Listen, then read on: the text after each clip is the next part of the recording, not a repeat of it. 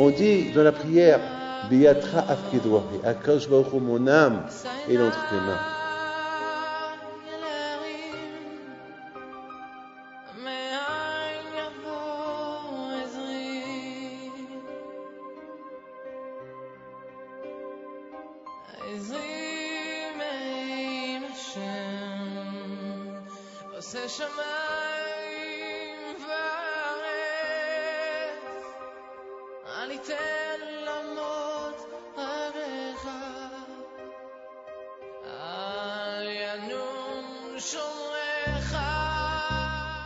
Bishut Moray Rabotai, avec la permission d'Hachem, je vous souhaite à vous tous bonsoir. J'espère que vous allez bien. Nous sommes à la paracha du Yitro. Toujours j'appelle cette paracha la paracha des Tunisiens, la paracha de Matan Torah. Je sais que ce Shabbat-là, c'est tous nos frères juifs dans le monde entier font la Sérouda de Yitro. Et bien sûr, ça vaut la peine de faire une Sérouda. Cette belle paracha porte le nom de Yitro. Et on sait très bien que Yitro, il a fait une Sérouda. Je vous dis quelque chose, hein. En général, quelqu'un qui gagne au loto, il fait une fête. Quelqu'un qui gagne au loto, il fait une fête. Mais là, on voit que quelqu'un qui perd de l'argent, bien sûr qu'il ne va pas fêter cette fête. Quelqu'un qui a eu un miracle, il fait une fête. Parce qu'il a eu un miracle. On fait une fête uniquement si quelque chose d'important, quelque chose d'impressionnant, quelque chose de spectaculaire, elle arrive à quelqu'un, et il fait une fête. L'anniversaire, ou on fait la fête. Mais lorsque quelqu'un il perd quelque chose, il ne fait pas la fête. Je vous dis quelque chose. Est-ce quelqu'un qui ferme ses affaires, quelqu'un qui était au sommet de la gloire et qui lâche tout, il fait la fête? Non. Non. Ou quelqu'un qui est détrôné d'une gloire, ou un roi qu'on le détrône, est-ce qu'il va faire la fête? Non. Eh bien justement, on voit que Yitro, il a fait une fête. Lorsqu'il est devenu juif, lorsqu'il a tout lâché, lorsqu'il a lâché toute sa gloire, il était le représentant de toute l'idolâtrie de l'époque. Il était un homme que tout le monde vénérait, que tout le monde adorait, les gens venaient chez lui demander des brachot, des bénédictions. Il était le conseiller du roi Pharaon. Il a tout lâché. Il a lâché les honneurs, il a lâché la gloire, il a lâché sa richesse, il a tout lâché. Il paraît que même de l'eau, il n'avait pas. Le Talmud dit que lorsque il a commencé à reconnaître Dieu, à Midian, eh bien, les gens de Midian et les gens de l'environnement, ils l'ont mis en quarantaine. Non seulement qu'ils l'ont mis en quarantaine, mais même ces troupeaux, lorsqu'ils allaient pour boire de l'eau dans les puits, et venaient comment ça s'appelle, les rohim, les bergers, et les chassaient. Ils chassaient les filles de Yitro pour ne pas qu'ils voulaient qu'ils crèvent de soif. Ils n'ont pas voulu qu'ils prennent pour le punir, parce que c'est une punition, c'est une honte qu'il leur a fait, qu'il a dénigré l'idolâtrie. Il était au sommet, au top, il a dénigré tout cela, donc ça les a énervés, ça les a mis en préjudice, parce qu'il a reconnu la vérité, eux aussi ils savent qu'il a raison, mais quand même, beaucoup de fois malheureusement l'être humain ne veut pas admettre la raison, ne veut pas admettre la vérité. Ils savaient qu'il avait raison, ils n'ont pas voulu admettre la vérité. Ils savaient qu'il y a une vérité, il y a un Dieu. Attends, c'est si trop qu'il était intelligent, si trop qu'il était savant, si trop qu'il était un milliardaire, un riche, si trop qui a goûté toutes les idolâtries du monde, et maintenant il dit que tout ça c'est zéro. Non, il y a le croire. Non, il n'en prie pas un fou. Attends, il n'est pas fou. Le contraire, il perd de l'argent. Il n'est pas fou. Il perd tous ses honneurs, il perd tout. Il reconnaît qu'il y a une vérité. Non. Eh bien, exactement, c'est parce que quelqu'un à l'école, un juif dans une des écoles, lorsque le professeur il a commencé à parler de comment ça s'appelle, de la théorie Darwin, que l'homme il vient des planètes, l'homme il vient des singes, que l'homme il fait partie de l'évolution, que l'homme c'était une petite crevette, et l'évolution a voulu qu'il devienne maintenant un être humain, l'évolution de Darwin, et parce que ce monsieur-là, à l'école, il dit à son prof, c'est bidon tout ça, attends, il y a un Dieu, tu vas pas nous dire que Dieu n'existe pas, c'est Shalom, tu vas pas dire que il y a ici l'homme, il vient comme ça, il y a Bereshit Bara Elohim, il y a au départ Dieu a créé l'homme, il a créé le monde, il y a une évolution spirituelle que Akadosh Baruch Hu il a créé, et Akadosh Baruch Hu il a créé une création, et après il a créé l'homme, parce qu'Hachem il peut pas créer l'homme avant qu'il a tout créé, Akadosh Baruch Hu il a voulu, qu'il a préparé tout ça pour l'homme, comme ça, c'est comme ça, c'est la logique, c'est ça la logique. L'homme, il a été créé en dernier, c'est ça l'évolution. Une évolution, Dieu c'est le premier, Dieu il est le premier, il n'y a rien avant lui. Chez lui, il n'existe pas d'évolution. Hachem c'est Hachem, Rishon, Veo Aharon, Bil'ado, et à part lui, il n'y a rien du tout. Et Akadosh Baruch Hu, il a créé un monde, et chaque jour il a créé quelque chose, et Akadosh il a créé quelque chose, qu'après Akadosh il a créé l'homme. Et toi, tu es en train de nous dire. Et la façon comment l'élève l'a expliqué au prof, le prof, il s'est énervé, il a dit, va-t'en, sors de là, tu restes pas de là. Il a dit, pourquoi? Qu'est-ce que j'ai dit? J'ai dit, tu dis quelque chose, j'ai le droit de... Tu dis quelque chose qu'il a dit à monsieur il y a une centaine d'années. Moi, je dis quelque chose qu'elle existe depuis 6000 ans. Qu'est-ce que tu es en train de... Pourquoi? Je lui ai dit, je t'ai dit, sors. Il a convoqué les parents, et les parents, ils essaient de s'expliquer. Il n'a rien voulu savoir. Et le directeur était obligé de jeter ses temps. Il a dit, non, ce monsieur-là, avec sa théorie, il risque de nous casser l'école. C'est vrai, il a raison, mais l'école, elle est bâtie dans ce concept-là qu'il faut croire à des bêtises. Voilà, je sais que c'est des bêtises, tout est fondé sur des bêtises pour rien faire. On s'excuse. On ne peut pas l'admettre encore une fois à l'école. Eh bien, ce garçon-là,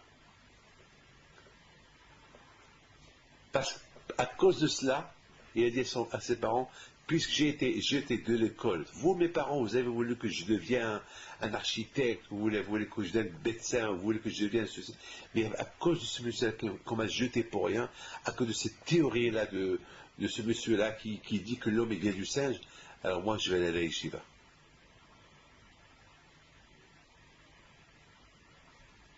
Là, ses parents, ils lui ont dit, mon fils, c'est ton droit, tu peux faire ce que tu veux. Si c'est ton chemin, tu peux. La Barabotaï, c'est cette histoire que je vous raconte, 100%. Des milliers de fois, ça s'est répété dans l'histoire. Beaucoup de fois, ça s'est répété dans l'histoire. 100%. 100% c'est une histoire qui se répète. C'est une répétition. Donc, Rabotaï, vous comprenez Rabotaï, que Yitro, il vient avec un concept réel, juste. Au lieu qu'on accepte sa lecture, au lieu qu'on accepte que c'est super, un monsieur comme lui, qu'il a mis tout entre ses mains et qu'il a tout lâché pour le bon Dieu, il faut le croire. Maintenant il découvre qu'il y a Dieu, il faut le croire. Non, il le jette. C'est extraordinaire, la bataille. C'est extraordinaire. Donc cette paracha-là, elle s'appelle la paracha de Yitro. Et dans cette paracha, on parle de la fête que Yitro il a fait. Vous savez, il a fait une fête, il a invité les Juifs, il a invité Moshe, il a invité Aaron. Quelle fête? Au lieu qu'il fait une fête parce qu'il a gagné quelque chose, eh ben, il fait une fête parce qu'il a perdu tout, il a perdu son honneur. Non, ben justement, il dit, je fais la fête parce que le bon Dieu m'a ouvert les yeux. C'est ça la fête qu'il a fait Yitro. La fête qu'il a fait Yitro, c'est une fête de reconnaissance. Merci Hachem que tu m'as tu m'as permis de te connaître, de te comprendre, de découvrir la vraie découverte. Oui, les gens pensent que j'ai perdu de l'argent, ils pensent que j'ai perdu mon statut international, mon statut d'être le prêtre qui représente toute l'idolâtrie mondiale. Mais tout ça, c'est faux. Merci Hachem merci Hachem, ça vaut la peine que je perds ma place, que je perds mon royaume, que je perds mon argent, que je perds tout. Et pour au moins, j'ai une satisfaction de te reconnaître, de savoir que tu es là, tu es Dieu. Merci Hachem. Voilà la fête qu'on fait pour la fête du Yitro.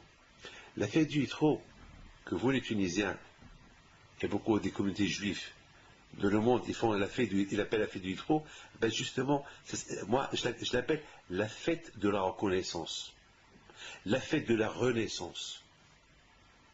Yitro, il vient de naître. Il vient de renaître. Hier, il était prêtre de l'idolâtrie.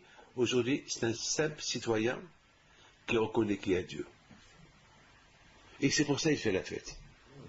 Et tant pis pour tout ce qu'il a perdu. Et tant pis pour tout ce que j'ai perdu. Eh bien, c'est ça, mes amis. Un matin Torah, c'est la fête de la Torah. Cette semaine, c'est la fête de la Torah. C'est la fête de la Torah et c'est la fête de la sortie de l'Égypte. Parce que le but de la sortie de l'Égypte, c'est pour recevoir la Torah. Eh bien, voilà. Eh bien, on a lu toute l'histoire de l'exil, l'histoire des miracles, l'histoire de la sortie de l'Égypte, l'histoire de la traversée de la mer, et maintenant, c'est l'histoire de Matan Torah. Le but de tout cela, c'est Matan Torah. Donc, il y a eu une évolution. Qu'est-ce qui s'est passé aux Juifs avant qu'ils aient reçu la Torah? Et c'est de pareil pour Yitro. Qu'est-ce qui s'est passé? Tout ce qui a été Yitro avant, jusqu'à il a reçu la Torah. Les Juifs, c'était l'exil, l'esclavage. C'était ça leur héritage, malheureusement. Et les souffrances. Et après, la libération et recevoir la Torah. Yitro, quant à lui, c'était les honneurs, la gloire, l'argent, les royaumes, au bout du sommet. Et après, libéré de tout cela, et venir recevoir la Torah. Voilà, mes amis, les deux extrêmes. L'extrême du pauvre au riche. Voilà la bouteille. Ce qui est extraordinaire à bouteille. C'est extraordinaire. Extraordinaire. Voilà, c'est la raison pourquoi cette paracha-là, il s'appelle Yitro, et ça vaut la peine de faire une fête. C'est ça la fête. Lorsqu'un homme rabotaille, mettons, on ne va pas parler de Yitro, lorsqu'un homme rabotaille, il termine une Gemara, ou alors un homme, il étudie la Torah, ou un homme qui comprend le sens de quelque chose dans la Torah, eh bien c'est une fête. C'est un sourire. Ah, j'ai compris. Merci Hachem, j'ai compris. Un sourire. Mes amis, c'est ça la paracha de cette semaine. La paracha de cette semaine est super. Alors maintenant, on va essayer d'expliquer un peu cette paracha de Yitro. Parce que Yitro, on ne parle pas que de Yitro, mais on parle aussi d'autre chose. Mais on va essayer de comprendre ce que la Torah dit, que Yitro, il a entendu et il est venu. Alors maintenant, très bien, maintenant, on a compris pourquoi il a fait la fête. Mais maintenant, il y a quelque chose qui s'est passé avant. Il a entendu quelque chose de super. Ah, parce que pour tout lâcher les honneurs, la gloire et tout, et venir recevoir la Torah dans le désert, il y a quelque chose, il y a un événement qui s'est passé. Lequel? Qu'est-ce qui s'est passé exactement? Ah ben il s'est passé un événement extraordinaire. Lequel? Ah ben il s'est passé qu'il a entendu quelque chose. Il y a des gens qui voient pour apprécier ou pour changer, parce qu'ils voient une vérité, mais il y a d'autres personnes qui entendent. Simplement, en entendant, ça suffit.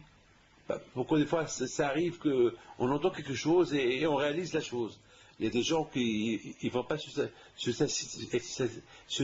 satisfaire avec ce qu'ils vont entendre, ils vont se satisfaire avec ce qu'ils vont voir. Il y a d'autres personnes qui ne sont pas... Non, que ça suffit pour être convaincu avec des choses qu'ils vont entendre. Eh bien, il a entendu quelque chose. Qu'est-ce qu'il a entendu? Deux choses. Il a entendu la traversée de la mer. Lorsque les Juifs, ils ont traversé la mer. Et aussi, il a entendu autre chose. Laquelle? Il a entendu quelque chose. Qu'est-ce qu'il a entendu?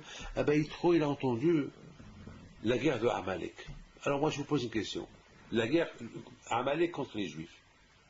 Voilà. Il a entendu comment Amalek, il a fait la guerre aux Juifs, et les Juifs l'ont gagné. Ben moi, je vous pose une question. C'est quoi d'important lorsqu'on entend, par exemple, un cafard qui attaque un aigle? Un cafard qui survole, qui s'envole, il attaque un aigle. Il va vers un aigle. Qu'est-ce qu'il va faire l'aigle? Il va le dévorer. Avec un petit souffle, il le tue. Est-ce qu'on va parler de ça? Est-ce qu'on va faire de ça une histoire? Est-ce qu'on va écrire un livre? Un cafard, il a attaqué un aigle. Et l'aigle, il l'a mangé. Ou il a soufflé, il a écrasé. Qui va parler de ça? Personne. Mais si par exemple on parle du cafard, qu'il attaque l'aigle, il dévore l'aigle, waouh! Alors là, tout le monde va parler de ça. Waouh, ça va être dans les informations, dans TF1, partout, on va parler de ça, dans le Figaro, dans les journaux français, américains, au Maroc, tout le monde va parler, ça va être même dans la jungle, on va parler de ça, même dans la jungle.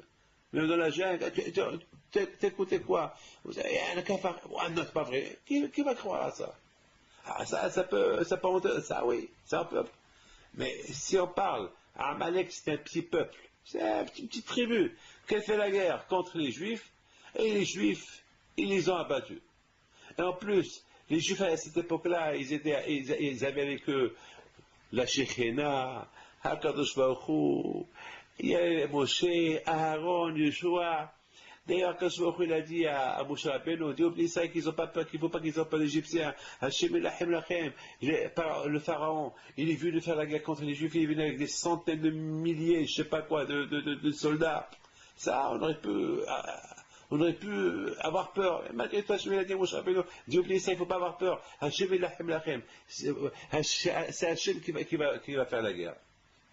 Et alors, si les Égyptiens, ils n'ont rien pu faire aux Juifs, comment Amalek, une petite tribu, quelques soldats qui vient embêter les Juifs, de ça on va construire une histoire, et la Torah fait beaucoup de bruit de cette histoire, il ne faut pas oublier cela, il faut parler de ça. C'est quoi tout ça?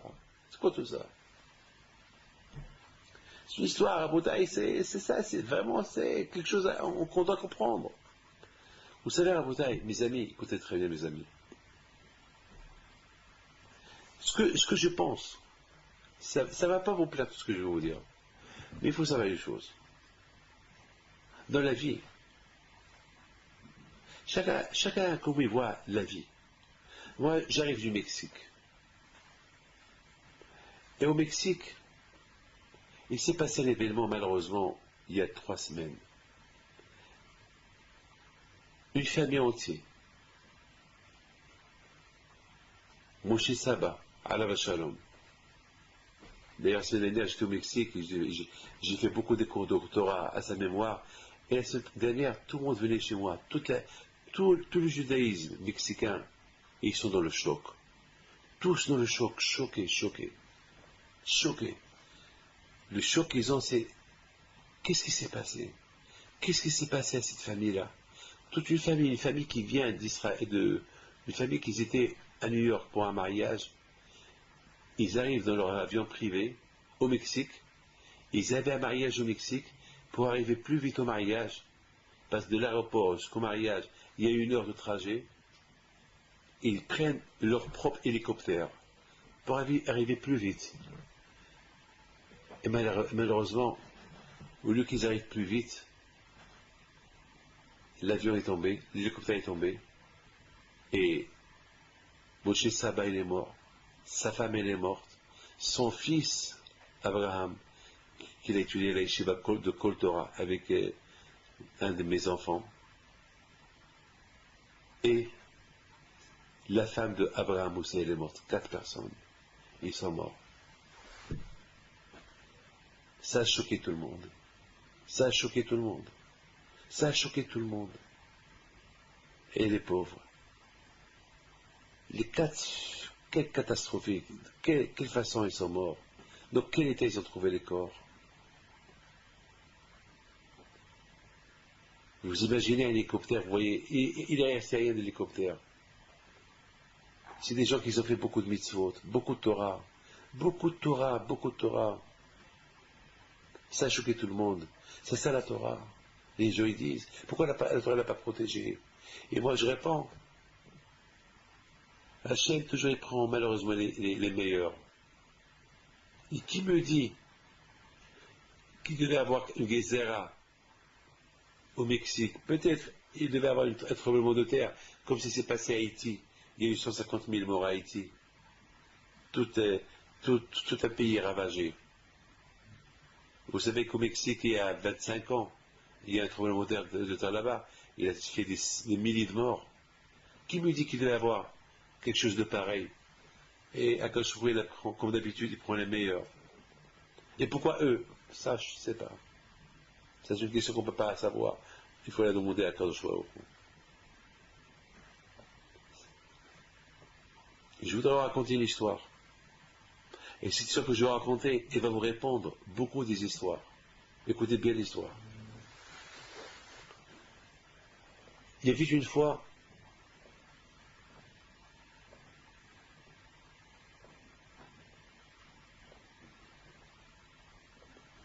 ça s'est passé l'année dernière. Ça, c'est le grand rabbin du Mexique qui s'appelle Rabbi Shlomo Tawil, qui me l'a raconté vendredi dernier. On était assis à table, il me l'a raconté. Il m'a dit, Rabbi David, vous savez que l'année dernière, il y avait un problème dans la communauté mexicaine. Et moi, j'ai dit une chose. Et Moshe Saba, Alav Shalom, il a dit une chose. Et j'étais pas trop d'accord avec lui, lui aussi n'était pas trop d'accord avec moi. Parce que chacun, comment il a vu la chose. Et Moshe Saba, que Dieu repose son nom en paix, était tellement certain de ce qu'il disait, et il dit au Rav Tawil, vous savez que moi je connais bien l'histoire, c'est que vous, Rav Tawil, vous ne connaissez pas l'histoire, moi je connais bien l'histoire, et j'ai raison. Et l'autre lui dit, non, je ne pense pas que tu as raison. Alors Moshe Saba lui dit, viens, on fait un pari, toi et moi. Si je gagne, je te donne $100 000. Et si tu gagnes, je te donne $100 000. Et si je gagne, tu me donnes $100 000. Le rabbin lui a dit, non, moi je n'ai pas les $100 000, je sais pas, moi je suis un rabbin, je n'ai pas cette somme. Toi, tu peux te permettre. Il dit, alors tu sais quoi, si moi je gagne, si moi je perds, je te donne $100 000. Mais si moi je gagne, tu ne me donnes pas l'argent, mais je veux que tu lis le chasse 60, tout le Talmud, à ma mémoire, et je veux que tu me fais un papier, que si je meurs, on enterre ce papier avec moi. Vous vous rendez compte? Ça s'est passé l'année dernière. C'est la folie. C'est la folie.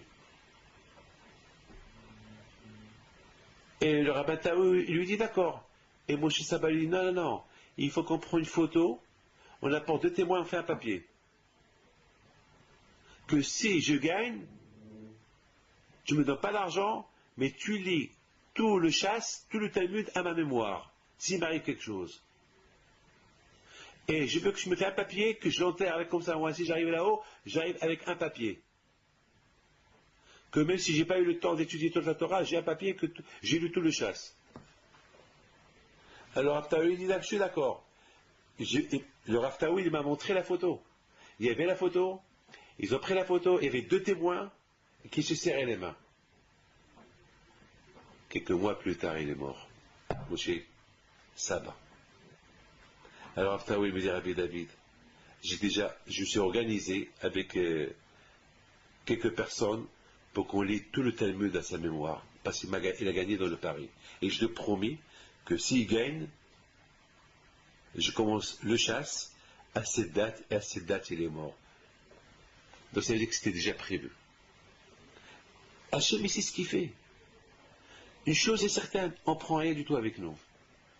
Avec tous ses avions, son argent, avec tout ce qu'il a, il a tout laissé ici. Il est parti sans rien. Mais avec quoi il est parti? Avec toutes les mitzvot qu'il a fait, parce qu'il a fait des mitzvot que personne n'a fait. Il a fait des mitzvot que personne n'a fait au Mexique. Alors pourquoi lui? Pourquoi lui? Parce que pour Hachem, il n'y avait que lui, que ce Moshe-là qui pouvait annuler la Gézéra sur Am Israël. Il devait avoir le Gézara, on ne sait pas. Quelle sorte de Gézara, on ne sait pas. C'est la folie. Bien, je vous raconte une autre histoire. Vous allez tomber de votre chaise avec cette histoire que je vais vous raconter. Il s'est passé que, vous savez, au Mexique, je vis 2 fois par an. Et ça fait une dizaine d'années, il y a un juif qui a passé la Shoah, qui vient toujours me voir. Et il a un numéro. Le numéro de la Shoah. Malheureusement, toute sa famille a été tuée de la Shoah. Ça a rescapé de la Shoah. C'est un juif qui vient toujours me voir, toujours. Et chaque fois qu'il vient me voir, je lui demande, montre-moi le numéro. Il me montre toujours son numéro. C'est pas, dès que je vois, c'est pour me rappeler un peu de la tragédie de nos frères dans la Shoah. Chaque fois que je vois ce numéro-là, je pense à Auschwitz. Je pense aux 6 millions de juifs. Et je dis que Dieu repose leur âme en paix. Chaque fois qu'il vient me voir, et il y a 2 ans, il vient chez moi avec une chemise courte. Et tout de suite, la première chose que j'ai fait, je regarde ses mains. Il me montre ses mains, son bras. Et je prends son bras, je le caresse. Et là, je lui dis une chose que je ne lui ai jamais demandé. Je lui dis, dis-moi, est-ce que tu as fait teshuva? Est-ce que tu as fait pénitence? Est-ce que tu as demandé pardon à Dieu? Parce que je sais que beaucoup des fois, ça révolte. Où était Dieu? Pourquoi toute ma famille est morte? Ça t'est arrivé, oui. Elle dit, oui, ça m'est arrivé. Je dis, tu as demandé pardon à Dieu. Je dis, viens maintenant, toi et moi, on va demander pardon à Dieu. Allez, demande pardon à Dieu. Tu pardonnes, et pardonne à tous ceux qui t'ont fait du mal. Allez. Et après, j'ai fait une bénédiction, seule, et à sa femme, je l'ai fait seule. En général, toujours, on fait la bracha ou 2. Et là, je l'ai fait lui seul, elle seule. Quelque chose que j'ai jamais fait avec lui. Jamais on a parlé de ça. Tout ce que je peux vous dire, lorsqu'ils sont sortis de chez moi, et me raconte sa femme, avant la dernière qui est venue me voir. Il me dit, Rabbi David, vous savez, parce que je ne les ai pas vus depuis 2 ans. Alors je lui dis, tu es seul? Où est ton mari? Il me dit, vous vous rappelez, il y a 2 ans, on était venu vous voir. Et vous vous rappelez que vous avez demandé à mon mari, est-ce qu'il a demandé pardon à Dieu, s'il s'est révolté contre lui? Eh ben, c'est comme un vidouille, un vidouille qu'on fait à quelqu'un avant de mourir, on lui fait faire le vidouille, Shema Israël, le vidouille, pardon Hachem, si je t'ai fait quelque chose, pardon, un vidouille. Je dis, oui, si tu veux, oui, un vidouille. Eh bien, Rabbi David, sachez, après quelques heures qu'on est sorti de chez vous, mon mari me dit, mais pourquoi Rabbi David, il m'a fait faire un vidouille? Il m'a fait faire comme une teshuva, pénitence, pardon. Après, il t'a béni à toi seul et à moi seul. Pourquoi? C'est bizarre. Jamais David, jamais. Elle lui a dit, je sais pas, peut-être parce qu'il a de l'appel pour toi, il veut que tu fasses teshuva avant que tu meurs, et après 120 ans, et au moins que tu ne faut pas que tu meurs avec des reproches que tu as eus, parce que peut-être tu crois en Dieu, mais il y a quelque chose que tu reproches à Dieu dans ton cœur, et tu risques de perdre ton avenir dans l'autre monde. Elle dit, peut-être tu as raison. Alors heureusement, maintenant s'il m'arrive quelque chose, au moins je suis tzaddik, j'ai fait tes chevaux. Après 1 heure, il est mort. C'est la folie. C'est la folie. C'est de la folie. C'est la folie. C'est la folie. Comment Akash Baruch Hu, il n'a pas voulu qu'il meure sans teshuva. Il est mort avec teshuva le même jour, quelques heures avant avec moi. J'ai fait faire le vidouille. Il a fait teshuva avec moi, il y a 2 ans, de cette histoire. Et elle est venue, elle me l'a raconté. Regardez Rabotai Moshe Saba Alav Shalom, avec toutes les mitzvot qu'il a fait dans sa vie, il était Tamid Hacham, tout ce que vous voulez. parce qu'il a fait tellement de bonnes choses dans sa vie, Hachem il a voulu qu'il ne quitte pas ce monde sans qu'il aurait fait tout le chasse, lire tout le Talmud. Mais il n'a pas le temps, c'est un commerçant. Alors il s'est associé avec quelqu'un. Il a fait un pari avec quelqu'un. Moi je te donne 100 000 dollars si tu perds. Non. Non. Toi tu me donnes 100 000 dollars. Non. Moi je te donne 100 000 dollars si tu gagnes. Et toi tu me donnes. Tu liras tout le Talmud en mon nom si je gagne. Et je prendrai avec moi cette feuille. Qu'on ne me dit pas là-haut que je n'ai pas étudié. Voilà, j'ai étudié. J'ai gagné mon pari. Il a gagné son pari. Donc c'est quelque chose qui était prévu. Alors, vous savez, mes amis, avec tout ce que je vous ai raconté, on n'a pas répondu à notre question. La question qu'on a posée sur Yitro. Yitro, il a entendu que les Juifs, ils ont traversé la mer. Amalek leur a fait la guerre, ils ont gagné la guerre. Ces deux choses-là qu'il a entendu Yitro, et ça l'a motivé pour venir. Alors on a posé la question, pourquoi il n'y a pas autre chose qu'il ait pu entendre pour le motiver pour venir? En plus, quelle motivation est pour venir et recevoir la Torah? Parce que j'ai entendu qu'une tribu a gagné, qu'une tribu a fait la guerre contre les Juifs et les Juifs les ont gagnés. C'est quoi? C'est comme un cafard qui fait la guerre contre un aigle et que l'aigle il a mangé. C'est quoi ça? C'est évident. Le contraire, oui. Si maintenant on me parle que le cafard il a mangé l'aigle, oui. Ça c'est impressionnant, c'est spectaculaire. Mais le contraire, non. Vous savez, les amis, nos sages disent que lorsque Moshe Rabbeinu alav shalom et les Juifs, lorsqu'ils ont quitté l'Égypte, ils sont arrivés en face de la mer. Il s'est passé quelque chose d'impressionnant. La mer, il s'est coupée. Vaya hayam, vayanos. La mer, il s'est coupée devant les Juifs. La mer, elle s'est sauvée. Le Talmud, il dit, qu'est-ce que la mer, elle a vu pour qu'elle se sauve? Et le Talmud, il essaye de donner des explications. Et à la fin, le Talmud, il dit, ce qu'il a fait peur à la mer, c'est le cercueil de Yosef. Yosef Hatzadik. C'est Yosef Hatzadik qu'il est mort en Égypte. Et qu'ils ont transporté avec eux. Il y avait les 12 cercueils. Les 13 cercueils. Les 13 Shevatim.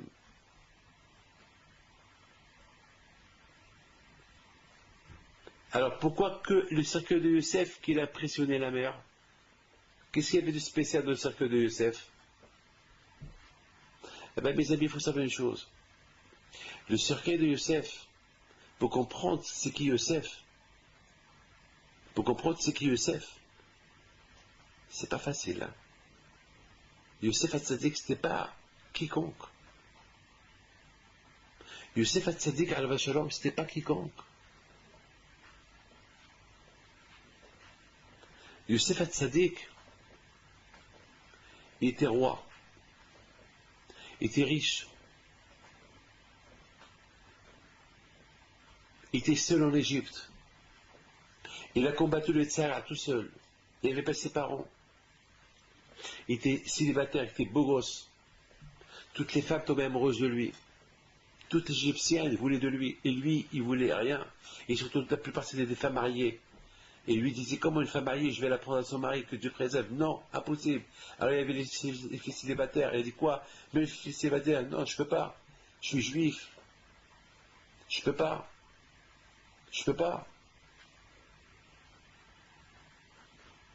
Il était seul. Il avait beaucoup de tentations. Il a surmonté les tentations.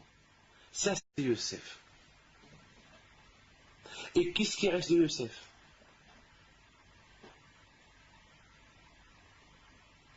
Des os.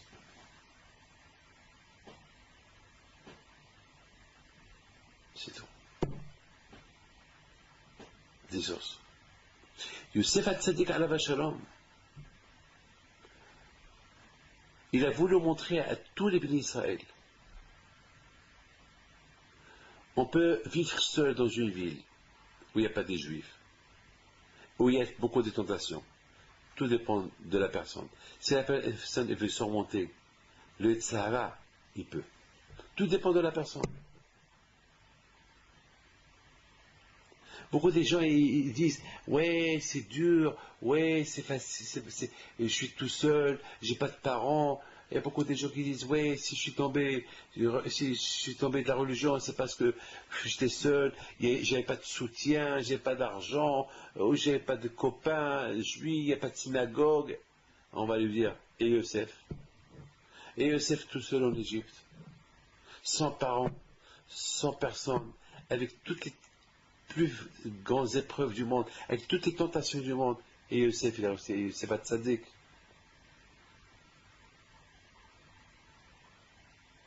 Mes amis, écoutez, c'est pas personne qui peut être Yosef.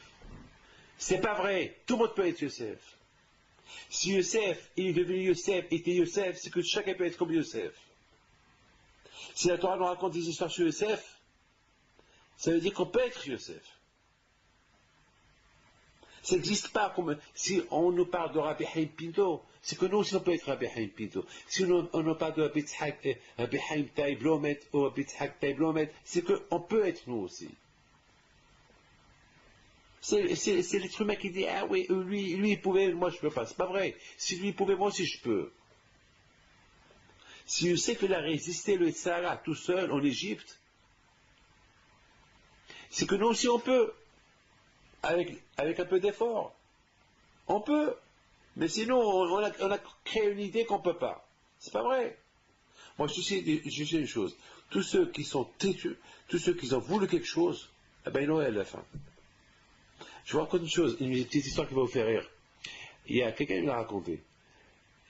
Parce que ça fait des dizaines d'années qu'il voulait se marier avec une fille, mais tout le monde l'a découragé parce qu'elle était belle, riche, bonne famille, toutes les qualités, instruite, et lui il était pauvre, moche, avec un gros nez vraiment, il n'y avait rien, chauve, il n'y avait rien à voir.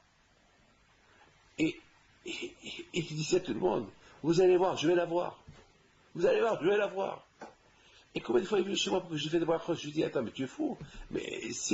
Mais tu as essayé? Oui, j'ai essayé, elle veut rien savoir, les parents, ils m'ont jeté de la maison, bien sûr. Mais Rabbi David, tu vas voir, je vais la voir. Parce que je prie au bon Dieu. Et Dieu va m'aider. Et je vais la voir. Je donne la parole d'honneur. La même histoire, s'est passée ce Shabbat au Mexique. On a fait un Shabbat super.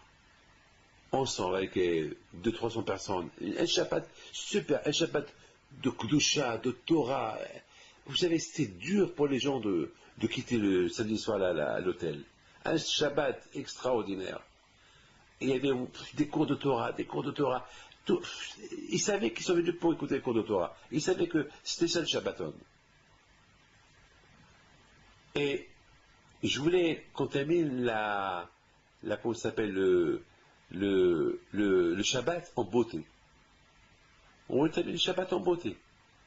Alors, ce qui s'est passé est, j'ai mis un tirage au sort pour gagner mon talit, avec laquelle j'ai pris Shabbat, et 2 billets d'avion pour la Hillula de Rabbi Haim Pinto au Maroc. Si Dieu veut pour cette année, le 2 septembre.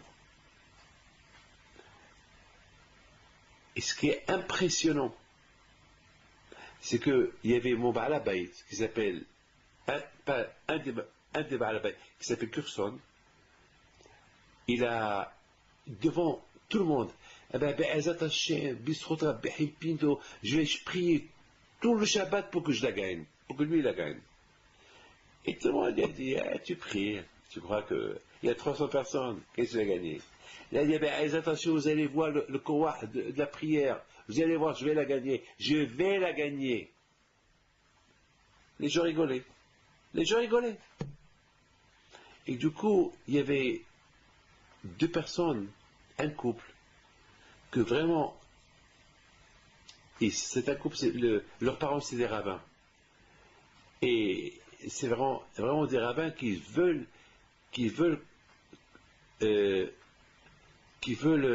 découvrir comment c'est le pèlerinage au Maroc. Eux aussi ils ont prié.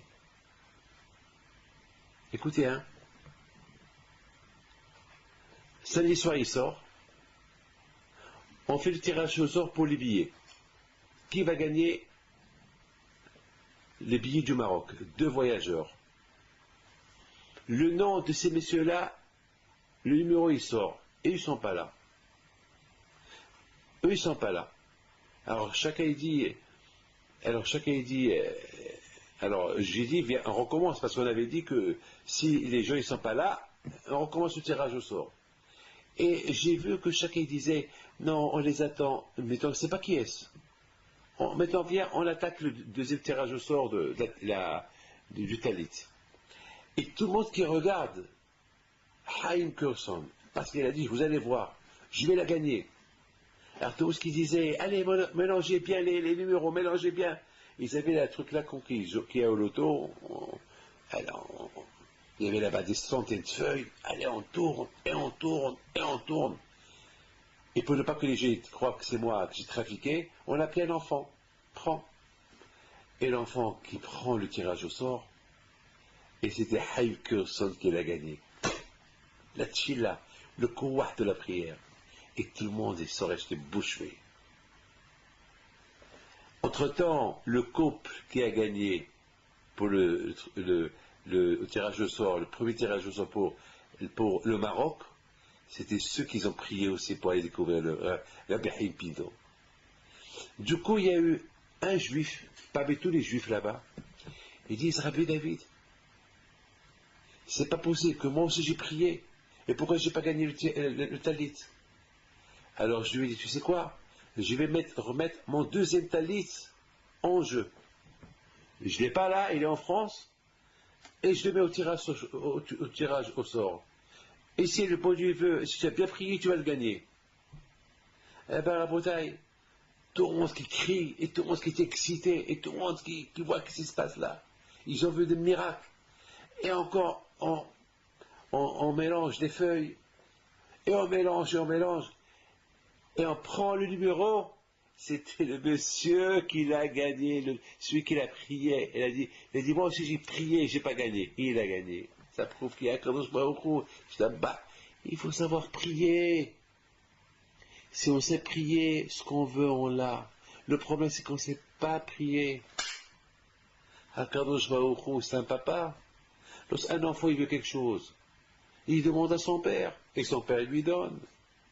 Et si son père lui donne pas, sa mère va lui donner. Ou bien, sinon, après, on stresse les parents et ils nous les donnent. Il faut savoir demander. Hachem, il peut tout donner. C'est le Balabaït.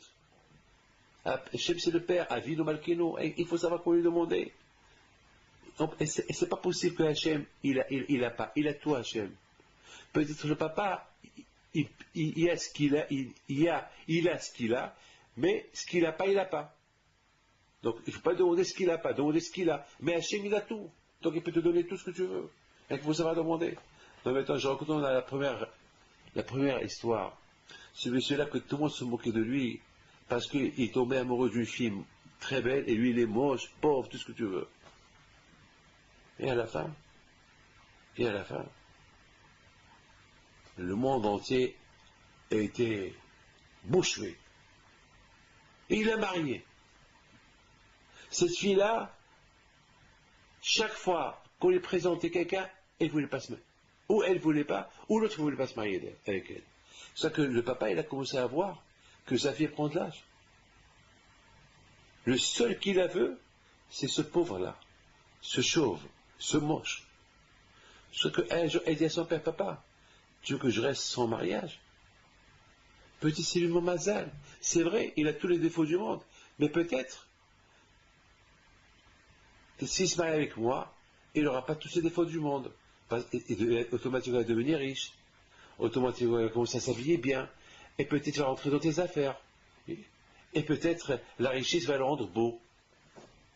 Et la richesse va le rendre un autre.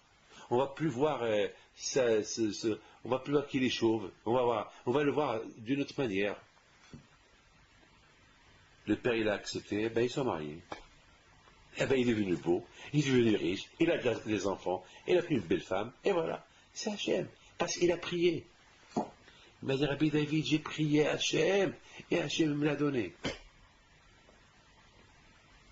faut savoir prier. C'est tout. Eh ben, Rabotai, mais on comprend très bien. Yosef Hatzadik, lorsque Yosef Hatzadik est arrivé, lorsqu'ils ont pris les ossements de Yosef Hatzadik, ces ossements de Yosef Hatzadik, c'était symbolique. Qu'est-ce que la Torah veut me dire qu'ils ont pris les ossements de Yosef Hatzadik? Pourquoi la Torah me l'écrit? Pourquoi la Torah l'écrit dans la Torah? Pourquoi Hachem a voulu qu'on écrive dans la Torah qu'on a pris les ossements de Yosef? Pourquoi? Eh bien, justement, la Torah veut nous apprendre quelque chose d'extraordinaire. De tout ce que Yosef était. Il était roi. Il était tout ce que vous voulez. Mais qu'est-ce qu'il a pris avec lui? Qu'est-ce qu'il est resté de lui? Des os. Des os. Un homme, lorsqu'il meurt, il ne prend rien du tout avec lui. Ni argent, ni or, ni famille, ni album. Rien. Qu'est-ce qu'il prend avec lui? S'il a étudié la Torah. Qu'est-ce qu'il a pris avec lui, Moshe Saba Alav Shalom? Lui et toute sa famille qui sont morts dans l'accident de l'hélicoptère. Qu'est-ce qu'ils ont pris avec eux? Les mitzvot qu'ils ont fait. Et tout leur bien est resté là. Qu'est-ce qui est resté de Yosef Hatzadik? Des os.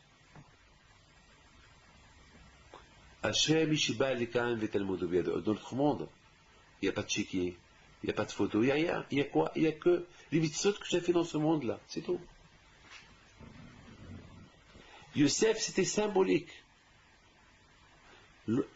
Les ossements de Yosef, c'était chacun qui voyait les ossements, chacun qui voyait le cercueil de Yosef. Bien sûr, il y avait beaucoup de cercueils. Il y avait beaucoup de gens qui ont pris des cercueils de leur famille. Mais le cercueil de Yosef, c'était Moshe Rabbeinu qui s'occupait de lui. Très symbolique. Waouh! Si Moshe Rabbeinu s'occupe lui-même en personne des ossements de Yosef, c'est qu'il y a une raison. C'est quoi la raison? La raison, Yosef était spécial. Il était riche, il était roi, il était beau, il était tout ce que tu veux. Il est resté un bon juif. Il n'a pas trahi son Dieu. L'argent ne l'a pas rendu fou. Il était seul. Il aurait pu trouver 1000 excuses pour tout lâcher. Il lui a trouvé 1000 excuses pour ne rien lâcher. Il se protégeait tout seul. Il n'y avait personne qui le protège pour rester un bon juif. Tout seul, il se protégeait. Symbolique. Donc tous les juifs ils prenaient conscience. Chacun qui voyait. Donc Youssef est devenu une légende. C'est pas une légende qui est devenue, mais Youssef est devenu une histoire de moralité. Que chacun voyait Youssef, et chacun disait, ben si Youssef, il est resté avec toutes les tentations, il est resté Youssef, c'est grâce à la Torah. Alors, il faut qu'on se prépare bien pour recevoir la Torah. Donc, la cause que les Juifs ils ont bien reçu la Torah, c'est à cause de Yosef Hatzadik. Donc Yosef était la cause. Quand par exemple beaucoup de fois je vois quelqu'un qui fait une bonne action, eh bien, j'apprends de lui. Donc qui était la cause de Matan Torah pour tous les Juifs? C'était Yosef. Donc ça veut dire que tous les Juifs ils étaient prêts à recevoir la Torah. Puisqu'ils étaient prêts à recevoir toute la Torah grâce à Yosef. Donc la mer elle s'est coupée pour Yosef qui est devenu un symbole pour tous les Juifs. C'est-à-dire que grâce à Yosef, les Juifs, ils ont appris qu'ils doivent recevoir la Torah. De quelle manière recevoir la Torah? Que c'est beau de recevoir la Torah et rester, être comme Yosef. Pour être comme Yosef et subir toutes les tentations du monde et rester tzaddik comme Yosef, il faut la Torah. Donc il faut aller recevoir la Torah. Donc la mer, elle n'avait plus de raison de ne pas se couper pour ceux qui vont recevoir la Torah. Vers le mont Sinaï pour recevoir la Torah. je me suis posé une question. C'est écrit dans la Torah que la mer, que la mer est retournée à sa place. C'est-à-dire que la mer s'est coupée, les Juifs, ils n'ont pas traversé avec le cercueil de Yosef, et après, une fois que tout le monde est sorti, et les Égyptiens aussi sont entrés dans l'eau, et après l'eau, elle est tombée sur les Égyptiens, et ça a fait un balagan. Et les Égyptiens, ceux qu'ils ont voulu, je parle de l'Égypte de l'époque, hein, ceux qu'ils ont poursuivi les Juifs, ils sont tous noyés. Alors la Torah, il dit, c'est quoi? Elle est retournée les étanos à sa place. La Gemara, il dit, les étanos, c'est les tnao, à la condition. C'est-à-dire quoi? Quand je crois qu'il a fait une condition avec la mer. Eh, le Sachim, il a créé la mer, il a fait une condition que la mer, il faut qu'elle reste la mer. Il ne faut pas que la mer elle sorte de son circuit. Il faut que la mer elle reste à sa place.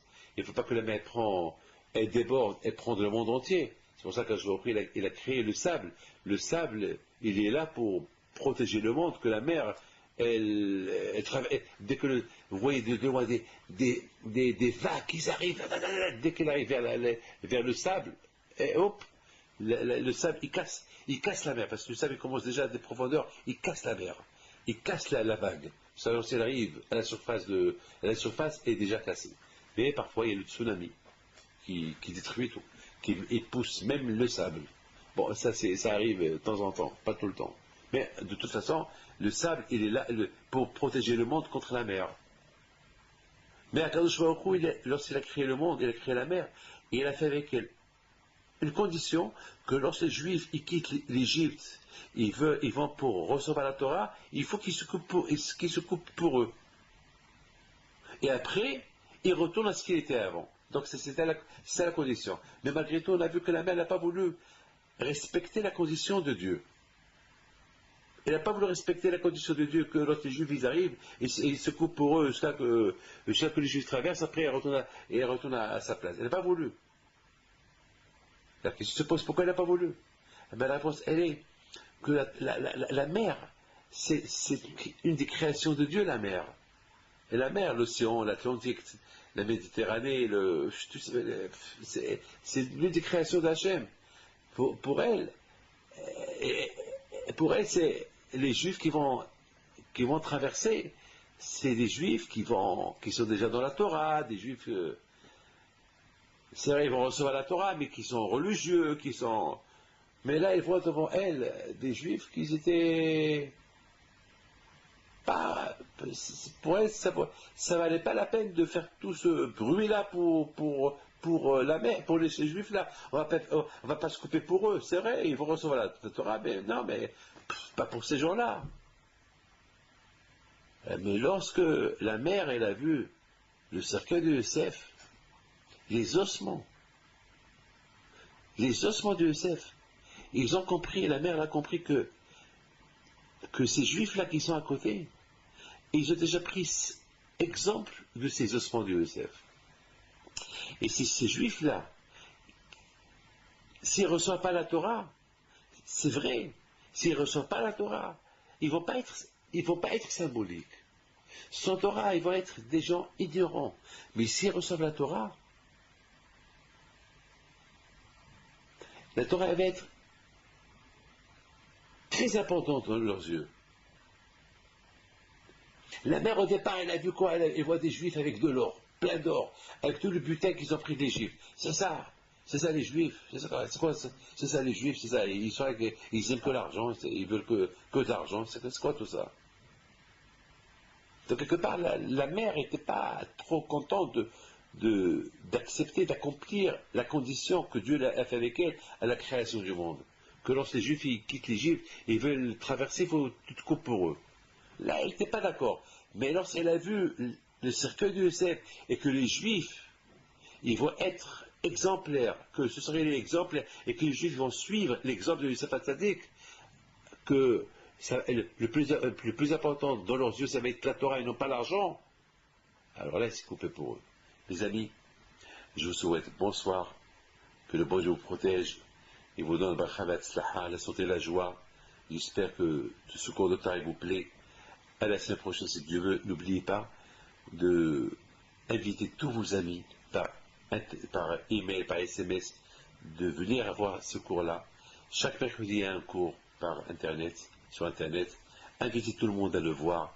Et non seulement, et ceux qui m'écoutent, il sera béni, que le bon Dieu le protège. Faites diffuser ce cours-là à tout le monde, pour que tout le monde se connecte, tout le monde, parce qu'une fois qu'il est enregistré, il est sur Internet, donc il passera tout le temps, il va passer. Donc c'est le cours de Yitro, la paracha de Yitro, et je voudrais bien que chacun qui voit ce cours-là, il soit mon chaliah, il soit mon messager à diffuser, que chaque mercredi soir, il y a un cours direct, et vous savez, dans l'internet aujourd'hui, vous avez des centaines de cours que j'ai fait là-bas en anglais, en français, en hébreu, mais surtout, je veux qu'on suit le cours de la semaine. Il y a beaucoup de choses à apprendre dans le cours de la semaine. Que le bon Dieu vous protège, et à bientôt. Shavua Tov et bonne semaine. Et Shabbat Shalom.